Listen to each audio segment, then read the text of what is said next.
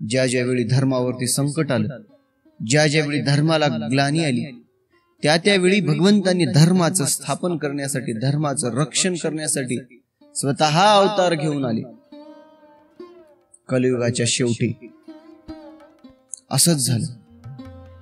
लोक अनाचार अधर्मानं वागू लागले. आपल्या धर्माचा प्रसार, धर्माचा अभ्यास सोडून इतर धर्माचं वर्तणूक करून, इतर धर्म आत्मसात करून अनाचारानं वागू लागले. त्यावेळी भगवान शंकरांनी स्वतः शंकराचार्याच्या रूपामध्ये अवतारित होऊन कलियुगामध्ये जो जैन धर्माचा प्रभाव वाढला होता, तो भगवान शंकरांनी या सनातन धर्मामधले जे भाविक आहेत, आपला धर्म, आपलं शास्त्र सोडून इतर धर्मामध्ये जे स्थानांतरित झाले होते, स्वतः अवतार घेऊन त्यांना परत आपापल्या धर्माचं या ठिकाणी आचरण करण्यास उपदेश केला. त्याविषयीची कथा शिवलीलामृताच्या 15व्या अध्यायामध्ये आपण श्रवण करणार आहोत. जैन धर्माचा प्रभाव कसा वाढला. मंडन मिश्र अय्या स्वतः सरस्वती ज्यांच्या जिभेवरती विराजमान आहे, त्यांनी कसा जैन धर्माचा विस्तार केला, कसं सगळ्या धर्मांना स्वतःची शास्त्र तयार करून, हे सगळे वेद, शास्त्र, पुराण, श्रुती, स्मृती सगळे हे पाखंड आहे, आपले स्वतःचे शास्त्र तयार करून दुष्प्रचार सुरू केला. त्याविषयीची कथा शिवलीलामृताच्या 15व्या अध्यायामध्ये आपण श्रवण करणार आहोत. भगवंताचं स्तवन करून कथेला सुरुवात करूया.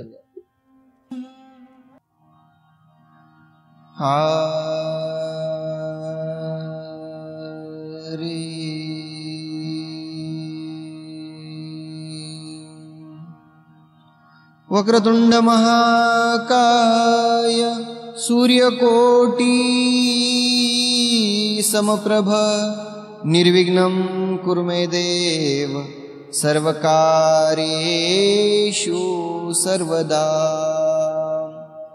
गुरुर्ब्रह्मा गुरुर्विष्णु गुरुर्देवो महेश्वरा गुरुर्साक्षात् परब्रह्म तस्मै श्री गुरवे नमः.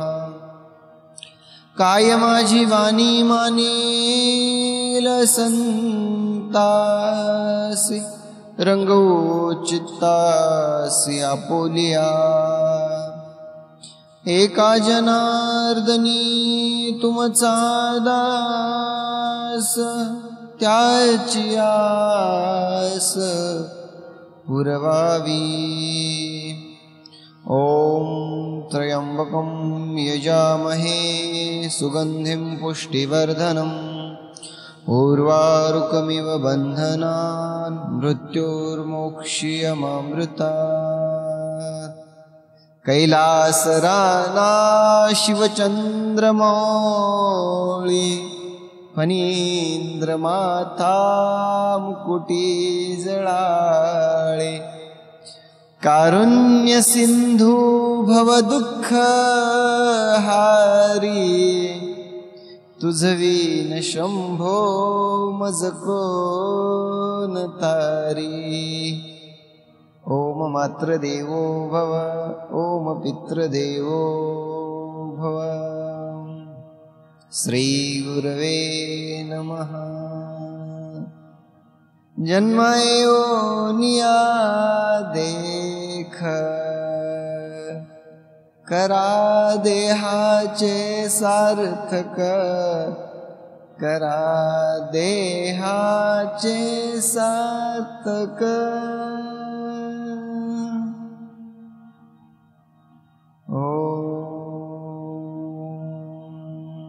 नमः शिवाय.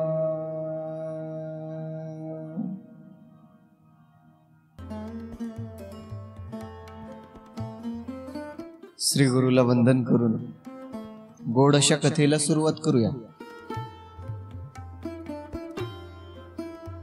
श्रीधर स्वामींनी 1 ते 14 अध्यायापर्यंत शिवलीलामृताचं वर्णन केलं.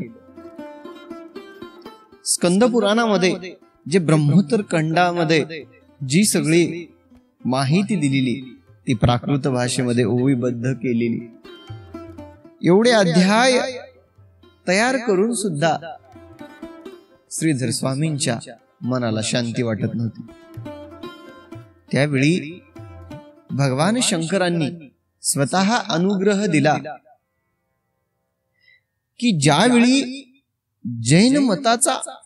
जैन धर्माचा प्रभाव कलियुगामध्ये वाढला होता, त्यावेळी कसं मी अवतरित होऊन आपापल्या धर्माप्रती सगळ्यांना धर्माचा उपदेश करून आपल्या धर्मामध्ये कसं वापस सगळ्या भाविकांना मी घेतलं, त्याविषयीची कथा आपण वर्णन करावं. असं ज्यावेळी भगवान शंकरांनी श्रीधर स्वामींना अनुग्रह केला, त्यावेळी या 15व्या अध्यायाची निर्मिती केली. कलियुगामध्ये अधर्म वाढलेला होता. सगळी लोक अनाचार करू लागले. ब्राह्मण, क्षत्रिय, शूद्र, वैश्य हे चारी जे वर्ण आहेत, सगळे आपले धर्म कर्म हे सोडून दिले आणि इतर मार्गाला लागले. धर्माला लोप पावला. धर्माला ग्लानी आली. आणि ज्या वेळी धर्मावरती संकट पडलं, त्यावेळी भगवंतांनी स्वतः अवतार धारण करून धर्माचं रक्षण केलेलं आहे. कारण धर्माचं रक्षण केलं तर धर्म आपली रक्षा करेल. 4 वेद, 6 शास्त्र, 18 पुराण, श्रुती, स्मृती आणि सगळ्या या संतांची चरित्र, एवढे पावन काव्य असताना सुद्धा एवढं सगळं आपल्या धर्माचं असलेलं वर्चस्व सोडून लोक इतर धर्मामध्ये का गेली, त्याविषयीची कथा अशी. कलयुगामध्ये जैन धर्माचा प्रसार कसा वाढला, याविषयीचे आपल्या मनामध्ये जर प्रश्न असेल, त्याविषयी ग्रंथकर्त्यांनी कथा सांगायला सुरुवात केली. मंडन मिश्र अय्या नावाचा जैन मुनी, ज्याने स्वतः सरस्वती मातेला प्रसन्न करून घेतलं. आता ज्याच्या मुखामध्ये सरस्वती प्रसन्न आहे, त्याची वाचस्पती सिद्धी त्याला प्राप्त झाल्यासारखीच आहे ना. तो बोललेला बोल खाली पडणारच नाही. मंडन मिश्र अय्यांनी लोकांना शिकवण द्यायला सुरुवात केली. सनातन धर्मामध्ये जेवढे हे सगळ्या वर्णामधले सगळेच्या सगळे जे लोक आहेत, त्यांना सांगायला सुरुवात केली. सगळे धर्म म्हणले, सगळे शास्त्र हे ते सगळं खोट आहे म्हणले, आणि खरं काय, जैन धर्म खरा आहे. स्वतः शास्त्रे तयार केली. पुराणांनी जे वर्णन केलेलं आहे, भगवंताचं वर्णन, पुराणामध्ये जे अगम्य असं ज्ञान पुराणांनी वर्णन केलेलं आहे, दिव्य ज्ञानाची अनुभूती कशी होते, दिव्य ज्ञान कसं प्राप्त होते. स्वतः भगवंतांनी पृथ्वी तलावरती अवतरित होऊन वेगवेगळ्या संतांच्या रूपामध्ये अवतार घेऊन लोकांना सद्मार्गाला लावलेले आहे. धर्म काय काय सांगतो, धर्म काय सांगतो आपला सनातन, किती पवित्र शिकवण दिली भगवंतांनी. संत ज्ञानेश्वर महाराजांनी सगळ्या विश्वाला आपलं घर मानलं. भगवान शंकरांनी जे भोळे भाविक भक्त आहेत या अध्यायामध्ये वर्णन केलेलं आहे. स्वतः भगवान शंकर काय म्हणतात?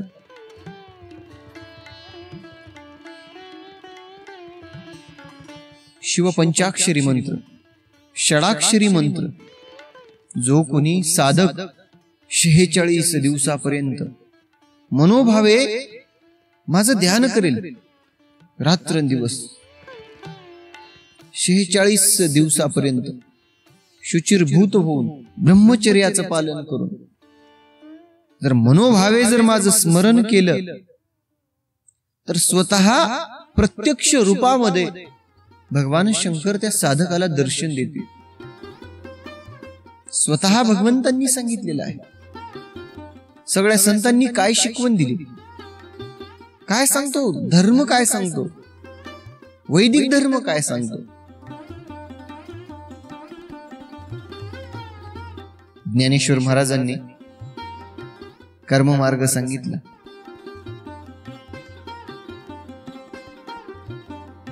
भक्ती योग, ज्ञान योग, विज्ञान योग. जे जे अज्ञानी आहेत त्यांनी जर संतांनी दिलेल्या या ज्या शिकवणी आहेत या जर ग्रहण केल्या, खऱ्या अर्थानं त्याच्या जीवनाची सार्थकता झाल्याशिवाय राहणार नाही. धर्माचं आचरण काय सांगतं? सत्य आहे, सत्यच तुम्हाला तारतं. सत्याच्या रस्त्यावर कितीही जरी अडथळे असतील तर शेवटपर्यंत शाश्वत असं टिकणारं काय आहे तर ते सत्य आहे. सत्याचा मार्ग कठीण असू द्या, परंतु सत्याच्याच मार्गाने चला, धर्माचं आचरण करा. आपला जो सनातन धर्म आहे का, प्रत्येक गोष्टी मागे वैज्ञानिक रहस्य आहे. काय हो विज्ञान आता आलेलं, जिथं विज्ञान संपत का तिथून धर्म सुरू होतो. या विज्ञानाला अजून सुद्धा आमच्या शास्त्राचे रहस्य उलगडता आले नाही. ज्या विज्ञानाला ग्रहणासाठी एवढे यंत्र वापरावे लागतात, ग्रहण स्थिती, ग्रहण कालावधी काढण्यासाठी, तो आमचा सनातन धर्म 2050 मध्ये सूर्यग्रहण, चंद्रग्रहण किती वाजून किती मिनिटांनी होईल इतका अचूक आज सुद्धा आमचं ज्योतिषी शास्त्र सांगतं. एवढे अर्थपूर्ण प्रत्येक गोष्टी मागे एक वैज्ञानिक अर्थ लपलेला आहे. जप तप, जप केल्यानं काय जे पॉझिटिव्ह वाइब्स आहेत, ओम नमः शिवाय, ज्यावेळी ओम नामाचा उच्चार एखादा साधक करतो का, पहा शरीराभोवती पॉझिटिव्ह वाइब्स तयार होतात. ओम शब्द, जे निगेटिव्ह जे एनर्जी आहेत का ते शरीराजवळ येतच नाहीत. जो नामधारक आहे त्याला कुठलीच नकारात्मक ऊर्जा बाध्यच होऊ शकत नाही, बाधतच नाही. नामधारक त्रिभुवनी, त्रिभुवनामध्ये चालणारं नाम आहे. केवळ या पृथ्वी तलावरतीच नाही, प्रत्येकाच्या पुण्यकर्माचा या नामधारणेने पुण्यकर्म वाढतात. शुद्ध भाव अंतकरणामध्ये प्रगट होतो. आणि ज्यावेळी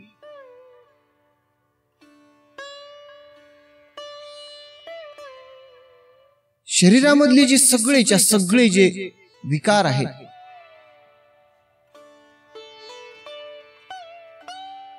आशा समूळ दुःखांचं कारण, काम, क्रोध, मद, मत्सर, दंभ, अहंकार, निद्रा, शरीराला हे जे विकार लागलेले आहेत या विकारांचं ज्यावेळी निरसन होतं, साधक या विकारांच्या पलीकडे जो जातो, त्या साधकाचं ज्यावेळी या विकारांतून पलीकडे जातो ना साधक, त्यावेळी वैराग्य प्राप्त होतं, ज्ञानाची प्राप्ती होते. संत जे आहेत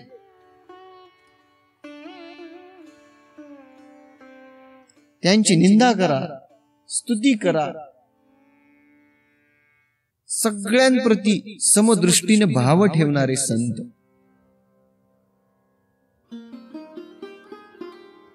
धर्माचं आचरण काय करावं? धर्म तारतो, धर्म जगायला शिकवतो. कर्ममार्ग काय आहे? आपण जर वाईट कर्म केले का, त्याचा भोग हा भोगावाच लागतो. अनाचारानं कितीही वागा, त्या कर्माचा हिशोब याच जन्मामध्ये पूर्ण होणार. कितीही कोणाचं वाईट करा, कितीही कोणाचं वाईट चित्ता तुम्ही, त्याचा भोग हा भोगावाच लागेल. हाच सांगतो ना धर्म. मग याच धर्माचा जर लय पावला तर मग वर्तणूक चांगली कशी राहील? अध्यायाच्या सुरुवातीला ज्या ज्या वेळी सगळे आपले कर्म सोडून इतर धर्माचा अवलंब करून त्या धर्माने वागू जर लागले, अनाचाराला लागले,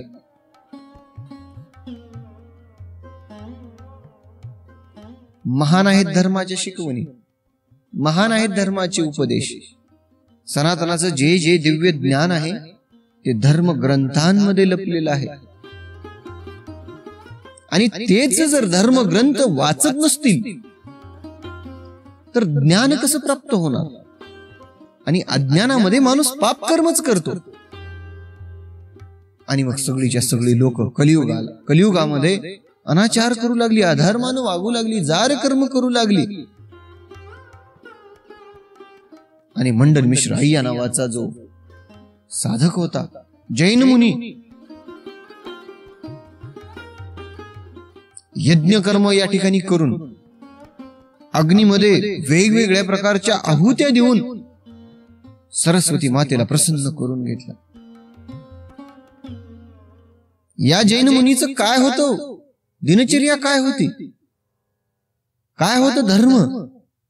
पहा, ज्यावेळी मंडन मिश्र अय्यांनी सरस्वती मातेला प्रसन्न करून घेतलं, भल्या पहाटे उठायचा, स्नान करायचा आणि मद्याच्या घटामध्ये सरस्वती मातेची स्थापना करायची. मद्याच्या घटामध्ये, दारूच्या घटामध्ये सरस्वती मातेची स्थापना. आणि सरस्वती माता प्रसन्न झाली. भल्या भल्या मोठ्या मोठ्या पंडितांना सुद्धा, आता ज्याला सरस्वती प्रसन्न आहे त्याला कोण हरवू शकेल? स्वतः ब्रह्मतनया असलेली सरस्वती ज्यांनी प्रसन्न करून घेतली, काव्य सुरू केली, महाज पंडित आणि जैन मताचा प्रभाव वाढवायला सुरुवात केली. स्वतःची शास्त्र तयार केली, आपला स्वतःचा शास्त्रार्थ तयार केला. म्हणले तुम्ही जे आजपर्यंत ऐकलं ते धर्मच नाही म्हणले. मद्यप्राशन करून त्याच मद्याच्या घटामध्ये सरस्वती मातेला स्थापना करून त्रिकाळ पूजा करायची, सकाळ दुपार संध्याकाळ. आणि असा दिनक्रम सुरू आहे. सरस्वती मातेला स्थापन करून वेगवेगळी काव्य तयार केली, काव्य निर्माण केली, स्वतःच्या धर्माचा प्रसार. कोण आहे म्हणले? पंडित आणा माझ्या पुढे. त्याच्या प्रत्येक प्रश्नाचं उत्तर देऊन त्याचा एवढा प्रभाव वाढला की मोठमोठे पंडित सुद्धा त्याच्या समोर यायला तयार नाही. म्हणला कोण आहे म्हणले, चला धर्माचा ज्ञानी या म्हणले माझ्यासमोर, बघू म्हणले कोण टिकते, कोणाचं ज्ञान सर्वश्रेष्ठ आहे. आणि आपल्या ज्ञानाच्या जोरावरती सगळ्यांना सगळे शास्त्र सोडून देऊन म्हणले हो का, ही त्यांची जी शास्त्र तयार केली होती धर्माची, तेच शास्त्र दिले सगळ्या लोकांना. म्हणले हे घ्यावाचा. म्हणले गावागावामध्ये जे ग्रामदैवत असतात, ग्रामदैवतामध्ये ती शास्त्र चालू लागली. आज जसं रामायण, महाभारत, पांडव प्रताप, भक्ती विजय, राम विजय, नवनाथ भक्तिसार असे ग्रंथ आपल्या ग्रामदैवताच्या मंदिरामध्ये चालतात. हजारो वर्षापासून सुरू आहेत. आज सुद्धा आपण ती परंपरा जपतो. आज सुद्धा धर्म आपण जपून आहोत. आज सुद्धा रामायण वर्षभर चालतं आपल्या गावामध्ये. आज सुद्धा लक्ष्मण शक्तीचा कार्यक्रम मोठ्या थाटामाटामध्ये गावोगावी साजरा केला जातो. तसाच सगळं ते बंद करून टाकले आणि मंडन मिश्र अय्यांनी जे ग्रंथ निर्माण केली होती त्या ग्रंथाचं पारायण सुरू केले लोकांनी. लोकांना कायगडे यज्ञामधून पितांबर वेगवेगळ्या आहुत्या अग्नीमधून काढायच्या. लोकांना आज कायगडे चमत्कार दाखवले तर नमस्कार आहे. भगवान शंकरांना वार्ता कळाली की मंडन मिश्र अय्यांनी सरस्वती मातेला प्रसन्न करून घेऊन सगळे म्हणले 4 वेद, 6 शास्त्र, 18 पुराण, श्रुती स्मृती सगळ्या लोकांनी सगळं सोडून देऊन जैन धर्माचं या ठिकाणी आचरण करून लोक वागू लागले आहे. भगवान शंकरांनी म्हणले आता काय म्हणले, एवढा धर्म स्थापन केला, एवढं ज्ञान आपण ग्रंथामध्ये दिव्य ज्ञान दिलं, परंतु लोक ते ग्रंथच टाकून दिले. म्हणले दुसरेच शास्त्र वाचायला सुरू केले. कसं त्यांच्या जीवनाचं कल्याण होईल. भगवान शंकरांना ज्यावेळी कळालं त्यावेळी भगवान शंकरांनी पृथ्वी तलावरती एका विप्राच्या पोटी जन्म अवतार घेतला. अवतरिक झाली भगवान शंकर. शंकर नाव धारण केलं, शंकराचार्य नाव धारण केलं. जो आचार्य आहे, जो सद्गुरु आहे, तो असणारा शंकराचार्य ज्यावेळी पृथ्वी तलावरती अवतार झाला त्यावेळी लोकांना शिकवण द्यायला सुरुवात केली. काहीशा काळामध्येच संन्यास धर्म आपल्या आई वडिलांना या ठिकाणी त्यांच्या अनुग्रहाने अल्पशा कालावधीतच, अल्पशा वयामध्येच संन्यास धर्म स्वीकारला, संन्यास ग्रहण केला आणि संन्यास ग्रहण करून सुरू झाला त्यांच्या जीवनाचा प्रवास. गावोगावी जाऊन लोकांना धर्म सांगायचे. लोक हसू लागले यांना. यांच्या मताचा प्रभाव ज्या ज्या वेळी वाढू लागला त्या त्यावेळी शिष्य समुदाय यांच्या सोबत यायला सुरुवात झाली. ज्ञान हे सर्वश्रेष्ठ आहे आणि सगळं ज्ञान ज्यावेळी एखादा साधक सगळ्या धर्माचं या ठिकाणी श्रवण करून सगळं दिव्य ज्ञान ग्रहण करतो, ज्ञान सर्वश्रेष्ठ आहे आणि ज्ञानाची पूजा आज सुद्धा केली जाते.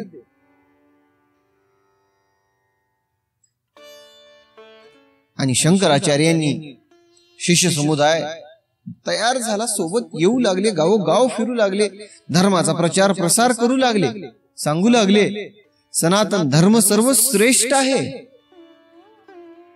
सनातन धर्माचा स्वीकार करा. सगळ्यात श्रेष्ठ धर्म कोणता आहे,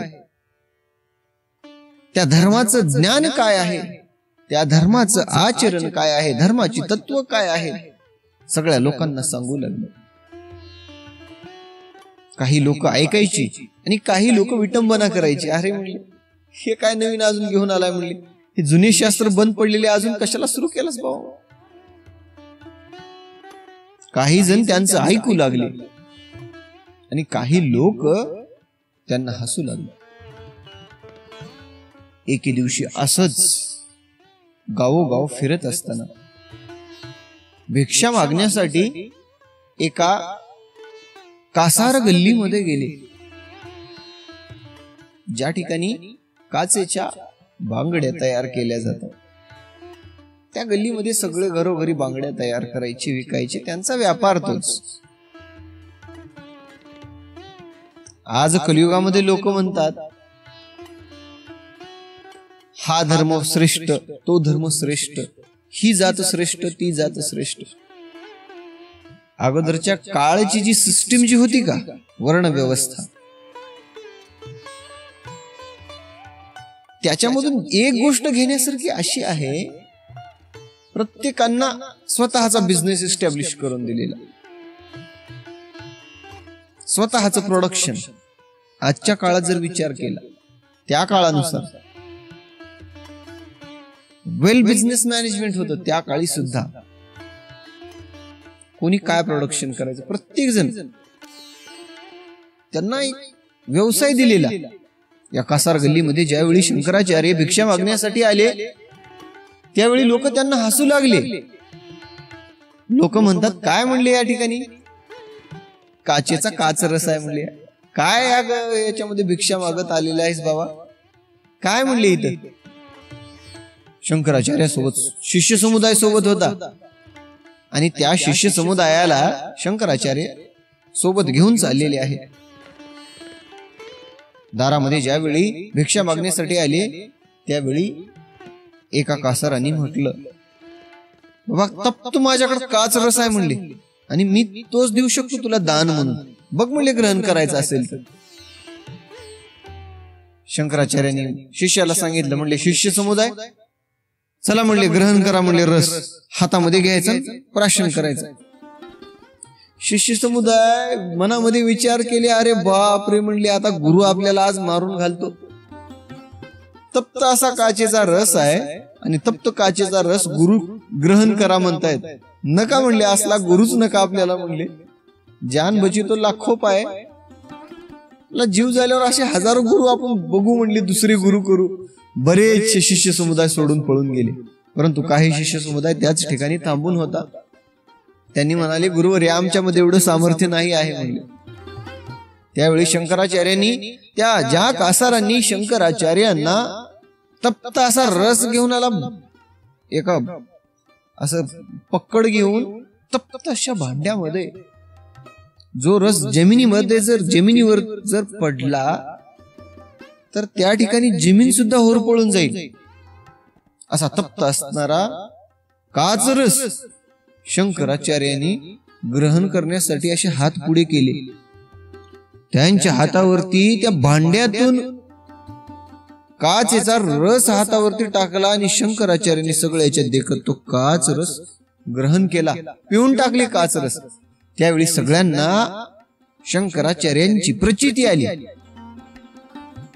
ज्या रसाचं ग्रहण करण्यासाठी ज्या रसाला जमिनीवर जर टाकला तर पृथ्वी तलावर म्हणजे जमिनीवर पळून जाते, एवढा तप्त असणारा लोह रस, काचेचा काच रस गुरुवर्यांनी हातामध्ये घेऊन भक्षण केलं. धन्य आहेत गुरुवर्य.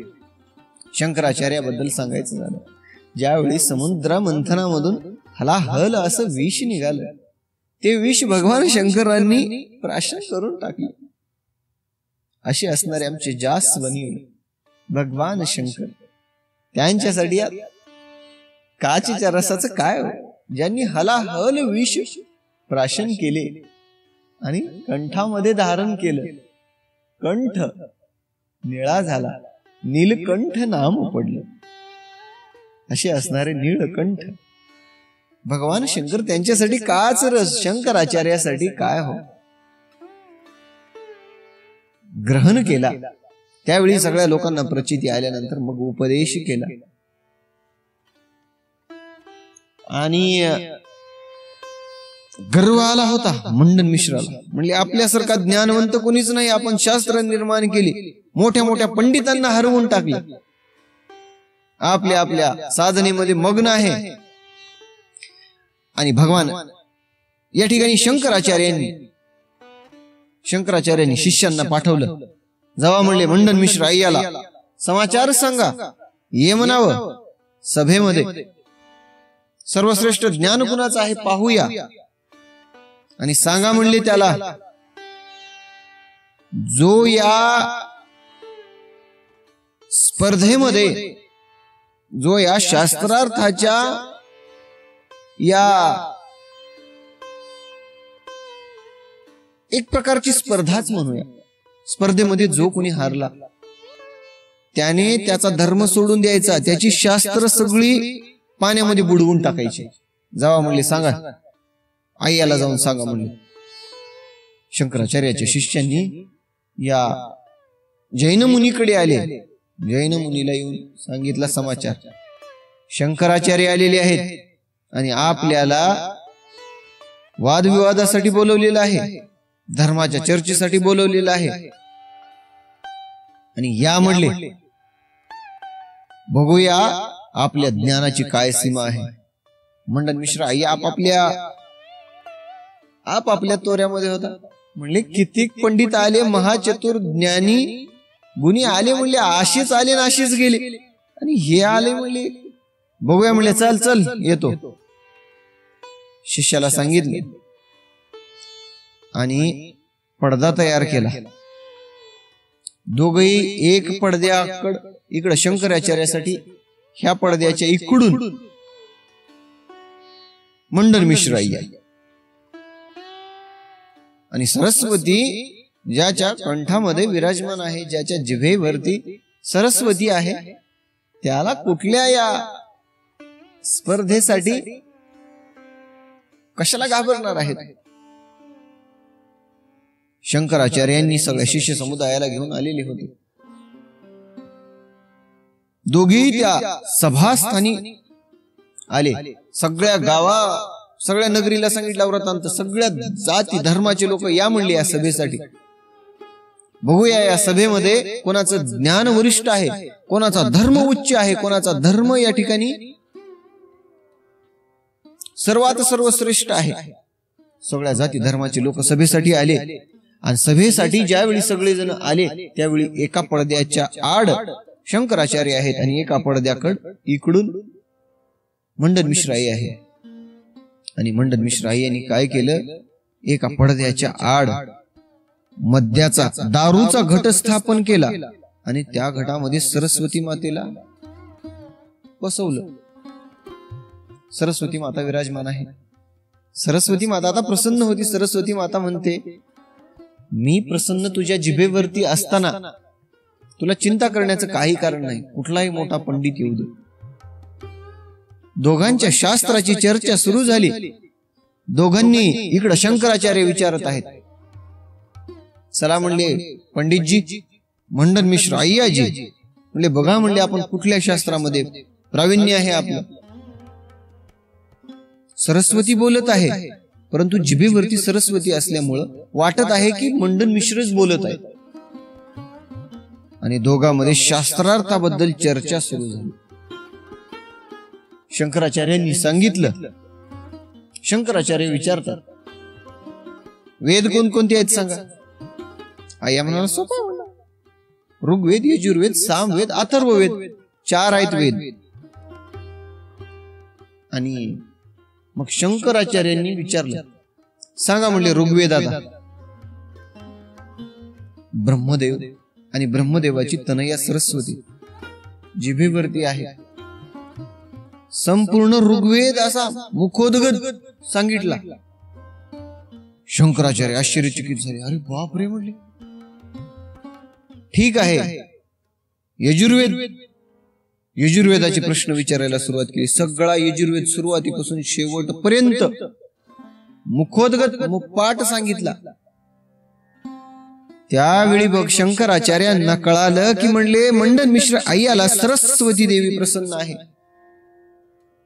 एक ब्रह्मदेव आणि दुसरी ब्रह्मदेवाची तनया सरस्वती, जर या दोघ जर सोडले, या पृथ्वी तलावरती कोणाचंच सामर्थ्य नाही म्हणले एवढं वेद मुखोद्गत होण्यासारखं.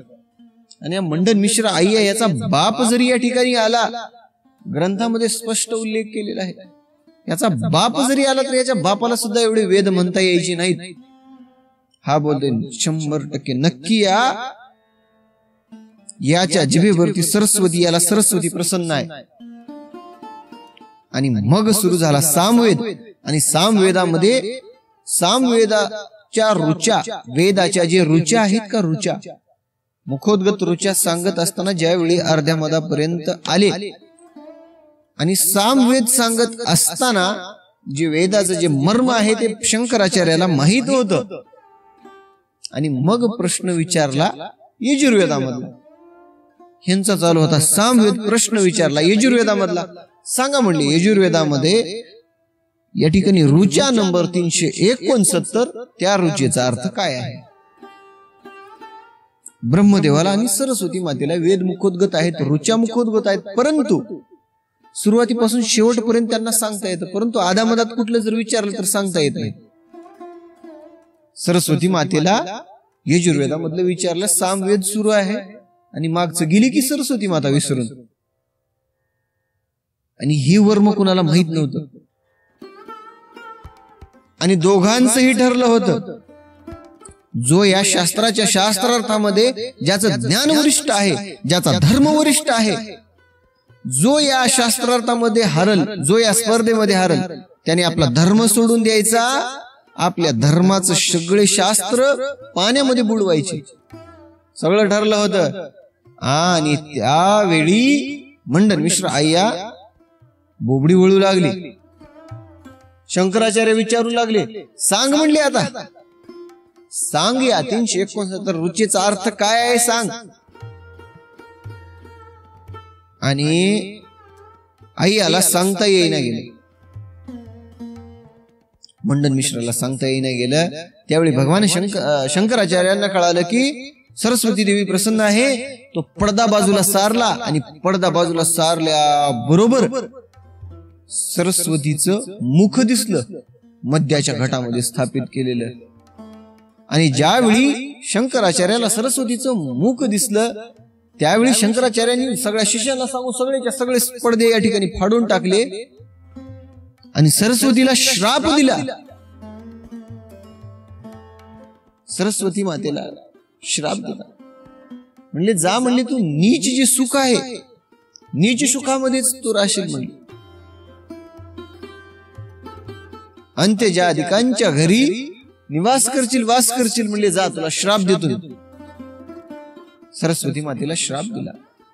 परंतु सरस्वती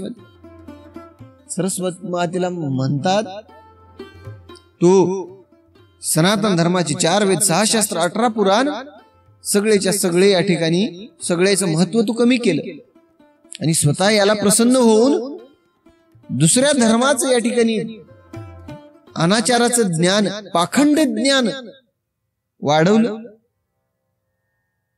कलियुगामध्ये लोक सनातन धर्माचा स्वीकार करून सत्य मार्गाने चालत होते.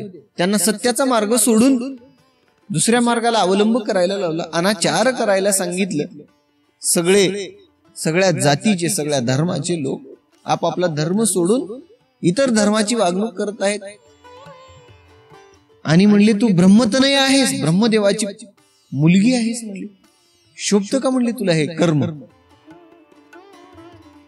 आणि ब्रह्मदेवाच्या ब्रह्मतनयेला ज्यावेळी शंकराचार्यांनी श्राप दिला, त्यावेळी सरस्वती माता सुद्धा तशीच श्राप हे करून राहिली नाही. सरस्वती मातेनं सुद्धा श्राप दिला. म्हणले जा म्हणली, तू भगवान शंकर असून शंकराचार्याच्या रूपामध्ये अवतार घेतलेला आहेस का, विकट देशामध्ये खितपत पडशील म्हणली, जात मी सुद्धा तुला श्राप देते. सरस्वती मातेंनी सुद्धा श्राप दिला. आणि भगवान शंकराचार्यांनी तो जो घट स्थापन केलेला होता का, त्या घटामध्ये अशी काठी घेतली आणि काठी फिरवून त्या घटावरती मारल्या बरोबर सगळा घट फुडून गेला. सगळी मदिरा इकडं अस्ताव्यस्त होऊन गेली. सरस्वती माता त्या ठिकाणाहून गुप्त झाली. आणि मंडन मिश्र आयांनी जे जेवढं निर्माण केलेलं होतं का, ग्रंथामध्ये या ठिकाणी वर्णन आलेलं आहे, स्पष्ट वर्णन आलेलं आहे. याच्यामध्ये वर्णन करत असताना बघा, मंडन मिश्र पडद्या आत शंकराचार्याशी न कळत मध्यघट ठेवून तयात सरस्वती स्थापनी पूजिली. आणि या दोघांच्या या शास्त्रार्थामध्ये ज्यावेळी भगवान शंकराचार्यांनी सरस्वती मातेला श्राप दिला त्यावेळी स्पष्ट अशी सांगितली. आणि जे जैन मत होतं, जैन मत सगळं उच्छेदून टाकलं. परी शंकराचार्य तत्क्षणी जैन शास्त्रांच्या मोठा बांधुनी अति अगाध समुद्र जीवनी नेऊन या बुडविल्या. मंडन मिश्र यांनी जेवढे ग्रंथ जेवढे या ठिकाणी तयार केलेल्या रचना होत्या सगळ्या रचनाची मोठ बांधली आणि खोल अशा समुद्रामध्ये टाकून दिल्या. आणि त्यामधून मंडन मिश्र यांनी म्हटले, ऐसे स्वामीशी शापून सरस्वती गुप्त झाली तत्क्षण मग स्वामीचे धरून चरण मंडन मिश्र लोळत. मंडन मिश्र स्वामींचे चरण धरून लोळू लागला. आणि मंडन मिश्रांनी म्हटलं, जैन धर्माचं तुम्ही उच्छेदन केलात, परंतु म्हणले कुठला तरी ग्रंथ मी एवढं निर्माण केलो, एखादी तरी माझा ग्रंथ ठेवा. त्यावेळी शंकराचार्यांनी त्या ग्रंथाचा अभ्यास करून एक ग्रंथ अमरकोश, बघा त्यातून एक अमरकोश सर्वोपयोगी असे विशेष म्हणून त्या मात्र ग्रंथास शंकराचार्य रक्षिले. शंकराचार्यांनी जो अमरकोश नावाचा जो ग्रंथ जैन मुनी या ठिकाणी मंडन मिश्रांनी तयार केलेला जो अमरकोश आहे त्याच एका ग्रंथाचं रक्षण केलं. सगळ्यांच्या उपयोगासाठी येणारा हा ग्रंथ आहे. आणि बाकीचे सगळे जे ग्रंथ तयार केले ते सगळ्याची गाठोड बांधून मोठ बांधून खोल समुद्रामध्ये बुडवली. असो ऐसे जैन शास्त्रासी विद्वंसुनी या क्षणार्धेसी मग जवळ पाचारुनी जनासी स्वामी तयासी बोलत. सगळ्यांनी सांगितले, अहो ही ग्रामदैवते समस्त आहेत खरी जैन स्थापित, परी त्यांची तुम्ही सतत भजत जावे स्वधर्मे. आपल्या स्वधर्मानं ग्रामदैवत काय ठिकाणी स्थापन केलेली होती जैन मुनींनी. त्यांनी काय होईना स्थापन केलेले असताना बाबा तुम्ही भजत जावा. आणि मंडन मिश्रांनी सांगितले, म्हणले बघा आमचं काय, आमच्या धर्माचं काय. म्हणले म्हणे स्वामी जैन मत संपूर्ण तुम्ही टाकिले उच्छेदून परी कृपे जैनाचे अभिधान किंचित तरी रक्षावे. आमच्या धर्माचं अभिधान उगं थोडं तरी या ठिकाणी रक्षण करा. त्यावेळी भगवान शंकराचार्यांनी त्या मंडन मिश्र याची दीनवाणी ऐकली. ऐसे ऐकता दीनवाणी कृपा उपजोनी स्वामींच्या मनी ग्रामदैवतांच्या सन्निधानी जैनाचा धोंडा स्थापिला. आज जे ग्रामदैवत त्या ठिकाणी जे ग्रामदैवत होती त्या ग्रामदैवताच्या सन्निध एक जैनाचा धोंडा स्थापन केला. आणि लोकांना सांगितलं, बाबा तुम्ही ज्यावेळी भगवंताची हनुमंतरायाची पूजा कराल त्यावेळी हा जो जैनाचा धोंडा आहे का याची सुद्धा पूजा करत जावा. सगळ्या लोकांना सांगितलं. आणि असो मग स्वामी तेजोराशी आज्ञापित सकळ जनासी की आपुल्या जाती धर्मेसी पूर्वीप्रमाणे वर्तावे. जो अधर्म वर्तिल कोणी ऐसे तरी दंडीने ऐसे बोलून वेदशास्त्र पुराणे तत्क्षणी प्रगट केली साचार. सगळी जी वेद पुराण शास्त्र जे होते सगळेच्या सगळे प्रगट केले. हे जे ग्रंथ आहेत का याला अवीट गोडी आहे. शिवलीलामृत कितीही वेळेस तुम्ही या ठिकाणी पारायण करा, अवीट अशी गोडी आहे.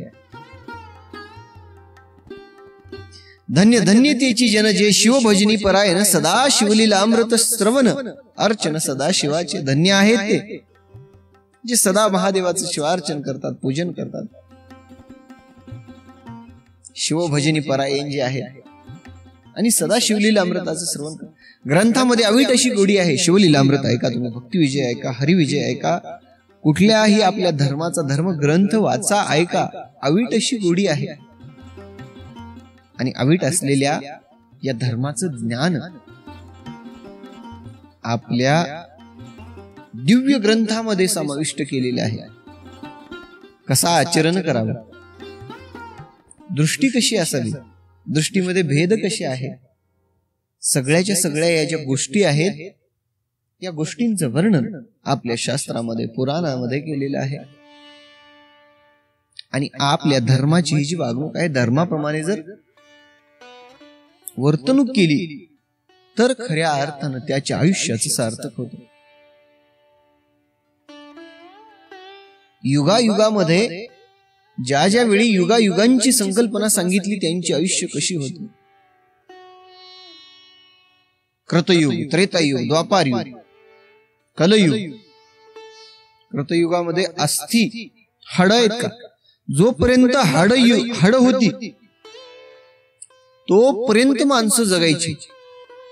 आता हाडाला किती दिवस काही होत नाही, 10,000, 20,000, 50,000 वर्ष या हाडांना काही होत नाही. आपल्या जोपर्यंत हाड आहे तोपर्यंत माणसं जगायची आणि हाड नष्ट झाल्यानंतर मग माणसं मरण पावायची.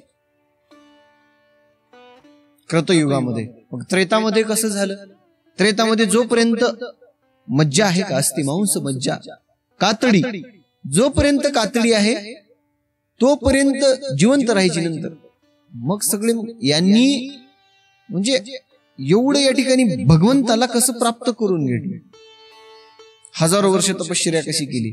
ज्या ज्या वेळी तपश्चर्येसाठी ध्यानमग्न अवस्थेमध्ये बसले, अंगावरती वारुळ तयार झाला, हजारो वर्ष तपश्चर्या केली. मग त्यांचं आयुष्य प्रमाण होत तसं. हळूहळू या युगानुयुगे आयुष्य कमी होत झालं. आणि या कलियुगामध्ये तर अन्न जर भक्षण नाही केलं तर जीव जातो माणसाचा. काही दिवसच अन्न पाण्या वाचून माणूस राहू शकतो. परंतु जो योग मार्ग आहे, जो योगी आहे, ज्या योग्यांनी हजारो वर्ष आयुष्य आपलं पुढे लोटलं योगाच्या बळावरती, योग मार्ग आहे. आज सुद्धा आपण 8 घंटे 10 घंटे 6 ते 8 घंटेची झोप घेतो.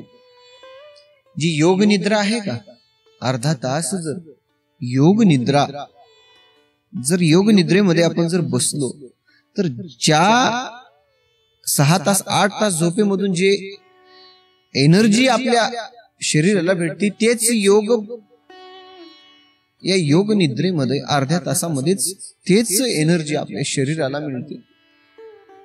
साधनेची ही ताकद आहे. योग मार्ग एवढा सर्वश्रेष्ठ आहे. शांती, शांती कशामध्ये आहे,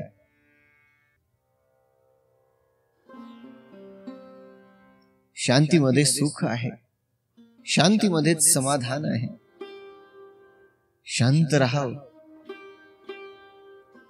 जसं जसं या ठिकाणी माणूस म्हातारा होत जातो तसा तसा तो शांत होत जावा. बोलणं कमी करावं, भगवंताच्या नामस्मरणामध्ये लीन राहावं.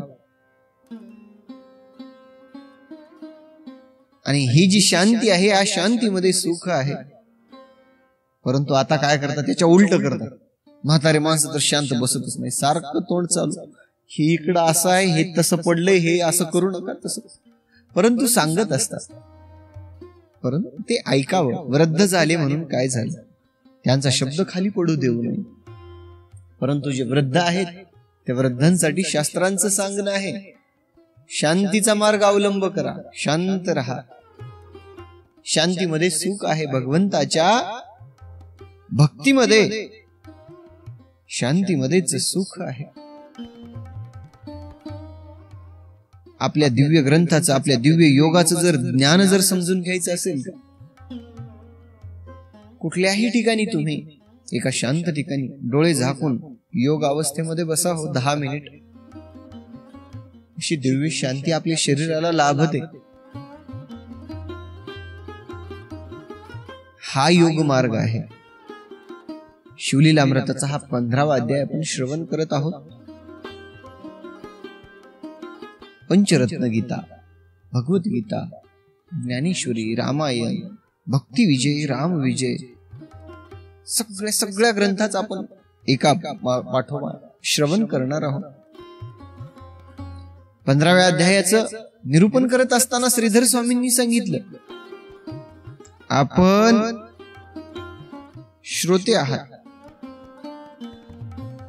आपल्याला तर्कवितर्क करायची म्हणजे वाटत असतं की 14 अध्याय निर्माण केले, 15वा कोणी तयार केला, 15व्या अध्यायामध्ये स्वतः भगवंतांनी अवतार घेऊन हे असं कसं झालं, मग हे कधी सांगितले, कधी लिहिले, असं तुम्हाला वाटेल. त्याबद्दल तुम्ही शंका कुशंका निर्माण करू नका. श्रीधर स्वामींनी सांगितलं, या ठिकाणी जे शिवभजनामध्ये जे गोडी आहे, शिवभजनामध्ये जो आनंद आहे, तो आनंद घ्या, दुष्कर्म सोडून द्या. हेच आपल्या धर्माचं सांगणं आहे. आणि धर्माचं या ग्रंथाचं निरूपण करत असताना श्रीधर स्वामींनी एक गोष्ट सांगितलेली आहे. कलियुगामध्ये लोक या ठिकाणी प्रत्येक ग्रंथ वाचायला म्हणजे एवढा मोठा ग्रंथ आहे, कधी वाचाव, कधी पारायण करावं असं वाटत असेल. त्यांच्यासाठी म्हणले 42 ओव्याचा नित्यपाठाच्या 42 ओव्या दिलेल्या आहेत.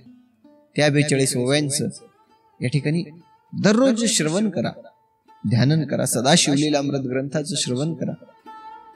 आपली पापकर्म जळून जातील आणि पुण्यकर्माची प्राप्ती होईल, पुण्यफळ होईल. संतती, संपत्ती, आयुर, आरोग्य, ऐश्वर्य, धनसंपदा सगळं प्राप्त होईल. भक्तिभावाने, अनन्य भावाने तुम्हाला जे पाहिजे ना, त्यासाठी तुम्ही हे सगळी धडपड करत असता. आपल्याला पाहिजे असतं एक, परंतु होतं काय, जे भगवंताच्याच मनामध्ये आहे तेच होत. परंतु आपण सगळं जर भगवंतावरती जर अर्पण केलं, देवा सगळंच्या सगळं तुला अर्पण, आणि सगळा भाव ज्यावेळी भगवंताप्रती आपण समर्पित करतो, त्यावेळी भगवंत त्याचं कल्याण करतो, त्याची सगळी दुःख हरून टाकतो. दुःख हर, दुःख हर असं का म्हटलेलं आहे? दुःखाचं हरण करणारा भगवंत आहे. ग्रंथाचं निरूपण करताना ग्रंथकर्त्यांनी सांगितलं, नित्यपाठाच्या ह्या ज्या 42 ओव्या आहेत, तुम्हाला सगळ्याचा सगळा ग्रंथ जो श्रवण करणं होत नसेल तर 11वा अध्याय करा. 11वा अध्याय सुद्धा श्रवण वाचन करणं होत नसेल तर नित्यपाठाच्या ह्या ज्या 42 ओव्या आहेत, या 42 ओव्या या ठिकाणी तुम्ही वाचा, श्रवण करा. आणि वाचणं जरी शक्य होत नसेल, निदान ऐका तरी. या 42 ओव्यांचं एवढं सामर्थ्य आहे. या 42 ओव्या सगळ्या घरांचं वातावरण या ठिकाणी परिपूर्ण करतात. वातावरण, निगेटिव्ह एनर्जी, या घरातल्या वातावरणामधून निगेटिव्ह एनर्जी दूर जातात. एवढ्या सामर्थ्यवंत असणाऱ्या या 42 ओव्या आहेत.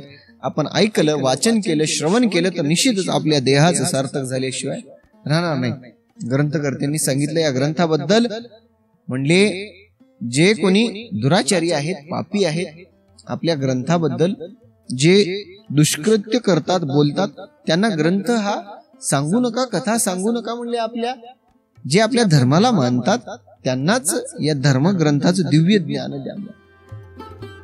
जे पाखंडवादी आहेत त्यांना सांगू सुद्धा नका, म्हणले त्यांना ग्रंथ देऊ सुद्धा नका, ग्रंथकर्त्यांनी सांगितलं. आणि ग्रंथाचं निरूपण करत असताना एवढंच सांगितलं, शिवभजनामध्ये रात्रंदिवस तल्लीन राहा. ग्रंथकर्ते म्हणतात, काही काही माणसं सकाळपासून संध्याकाळपर्यंत आपली कर्म करतील, परंतु तोंडामध्ये शिव शिव येऊ देणार नाहीत. कसं कल्याण होईल त्यांचं? संसारिक जीवांना आपापल्या कामाधंद्यामध्ये व्यस्त असताना सुद्धा जेवढा वेळ भेटला का, त्याच वेळामध्ये भगवंताचं जर नामस्मरण केलं, शिव शिव शिव शिव, रामकृष्ण हरे रामकृष्ण, खऱ्या अर्थानं तेच नाम आपल्याला तारतं. आणि त्याच नामाची पुण्यफलाची प्राप्ती एवढी आहे का, जपी तपी संन्यासी योग मार्गाने ध्यानस्थ होऊन बसलेले आहेत, सगळा संसार येते सोडून. परंतु संसारामध्ये राहून जो मनोभावे भगवंताचं अंतर्मनाने जो या ठिकाणी श्रवण करेल का, मनन करेल, पठन करेल, ध्यान मनन करेल, अंतर्मनाने अंतरीची घेतो गोडी, भगवंताला अंतरीची गोडी कळते. मनोभावाने जर भगवंताचं नाम थोड्याच काळासाठी जर श्रवण केलं, खऱ्या अर्थानं त्याचं जीवन धन्य झालं. सर्वांनी आपण पहिल्या अध्यायापासून 15व्या अध्यायापर्यंत मनोभावानं कथा ऐकलात. सगळ्या अध्यायाची पुण्यफल प्राप्ती आपणास झालेली आहे. आणि ह्या ज्या आपल्या ग्रंथाचं दिव्य ज्ञान आहे, आपल्या मुलांना सांगा, सत्कर्म त्यांना शिकवा, धर्म आपला सांगा, शिवधर्म काय आहे, सनातन धर्म काय आहे त्यांना सांगा, आपल्या धर्माचं आचरण करायला शिकवा त्यांना. तर ते उद्या तुम्हाला सांभाळेल. लक्षात घ्या. कारण ते धर्म जर मानायला तयार नसेल तर ते आई वडिलांना सुद्धा मानणार नाही. हो, वृद्धाश्रमाच्या एवढ्या निर्मिती का होत आहेत? कमाईच्या रात्र दिवस पैसा पैसा पैसा पैसा, पैशाच्या पाठीमागे लागलेले हे लोक आपल्या मुलाबाळांना संस्कार करायचे राहून गेले. संस्कार दिले नाहीत. पैसा दिले मुलाबाळांना, परंतु संस्कार दिले नाहीत. त्यांच्यावरती प्रसंग असा ओढवला मायबाप, त्यांना त्यांच्या मुलांनी वृद्धाश्रमामध्ये नेऊन सोडले. हजारो कोटींची प्रॉपर्टी असणारे आज वृद्धाश्रमामध्ये खितपत पडलेले आहे. त्यामुळं आपणाला सांगणं एवढंच, आपल्या लेकरांना मॉडर्न आयुष्य बनवा, पण इतकंही मॉडर्न बनवू नका की ते लेकरू उद्याच तुम्हाला उचलून वृद्धाश्रमामध्ये नेऊन सोड. सांगा त्यांना की आज आपण जे केलेले कर्म आहेत, या कर्माचा हिशोब होतोच. त्यामुळे कर्म करत असताना चांगली कर्म करा, आई वडिलांचा सांभाळ करा, आई वडिलांचा शब्द खाली पडू देऊ नका. असं एवढंच आपल्या प्रती सांगणं. मनोभावे ग्रंथाचं श्रवण करा, वाचन करा, वाचन होत नसेल तर श्रवण करा आणि आपल्या देहाचं कल्याण करून जन्मा येऊन या देख करा देहाचे सार्थक. रामकृष्ण हरी. एवढं बोलून या ठिकाणी आपण थांबूया. नित्यपाठाच्या जे 42 ओव्या आहेत, 42 ओव्याचा एक व्हिडिओ बनवून आपल्या पुराण कथा या चॅनलवरती उपलब्ध करून दिला जाईल. नित्यनेमाने श्रवण करा आणि या भगवंताच्या गोड अशा कथा सगळ्यांना पोहोचवा. लाईक करा, शेअर करा, सबस्क्राईब करा. सबस्क्रिप्शन अगदी फ्री आहे आणि भगवंताच्या कथा सर्व भाविकांपर्यंत पोहोचवा. ओम नमः शिवाय. रामकृष्ण हरी. आदेश.